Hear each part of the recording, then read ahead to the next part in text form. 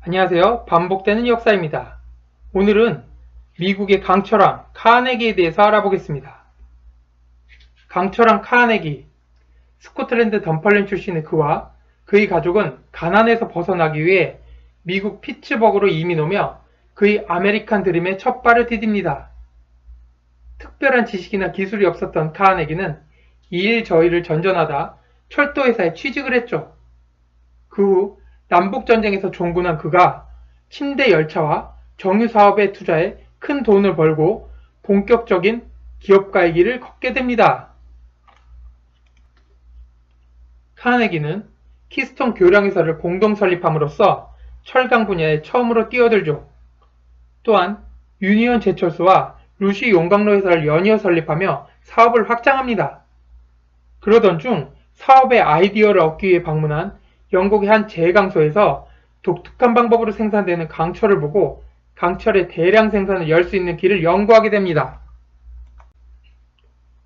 그 당시는 제조가 쉽고 수명이 짧은 선철을 주로 제작하며 수명이 길지만 제조 공정이 복잡한 강철은 생산 기술이 발전하지 않아 만들기 쉽지 않았고, 그래서 미국은 대부분의 철을 수입에 의존하고 있었죠.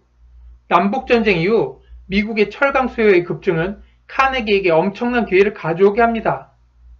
동서 횡단철도와 엄청난 건설의 붐, 그리고 산업 생산의 폭증은 철강 수요의 폭발을 가져오게 되죠. 그가 회사의 첫 발을 디딜 당시보다 10배의 생산량과 20배의 이윤을 10년 만에 달성하며 미국 전체 철강 생산량의 25%를 카네기 철강회사가 점유하게 됩니다. 엄청난 대량 생산과 테일러의 기업 경영법을 도입하여 당시로는 혁신적인 생산 관리 시스템을 도입합니다.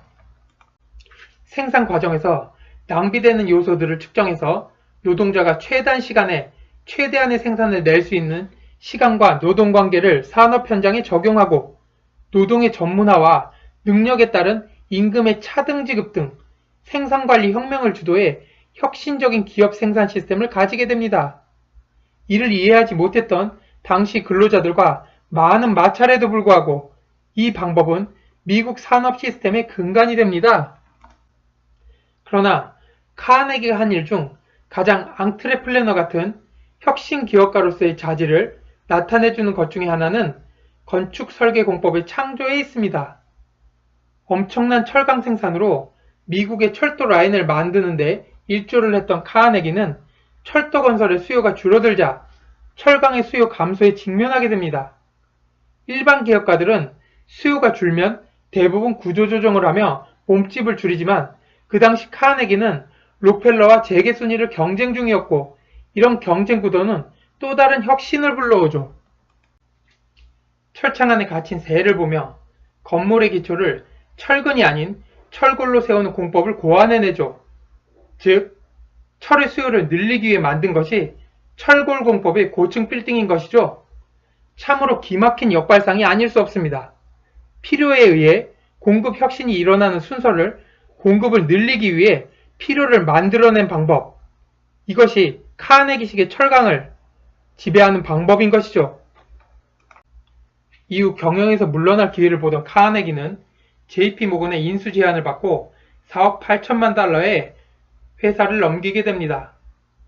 그 당시 미국의 연방 예산이 5억 2,500만 달러였으니 정말 엄청난 가격이 아닐 수 없습니다.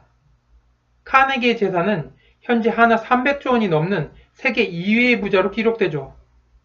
그는 가난했던 어린 시절을 생각하며 많은 기부를 합니다. 그러나 조건 없는 지원이나 기부는 반대를 하죠.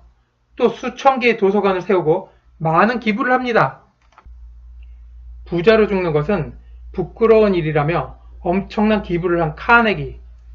그가 사업을 확장하던 시기 경쟁업체를 죽이기 위해 여러 가지 부정과 모략을 했고, 노동자와의 분쟁에서 중립적인 입장을 취하며 노동자들이 죽는 걸 방관했다는 비난 속에서도 그는 혁신적인 생산력 증대와 기업 관리로 보다 싼, 보다 많은 철강을 공급해 산업 발전에 이바지하고 능력 있는 고급 기술자들에게 주식 배당을 통해 수십 명의 백만장자를 탄생시킨 카네기의 경영 철학은 오늘에도 많은 기감이 되고 있음이 분명합니다.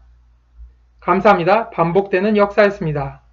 내용이 도움이 되셨다면 구독과 좋아요를 부탁드립니다.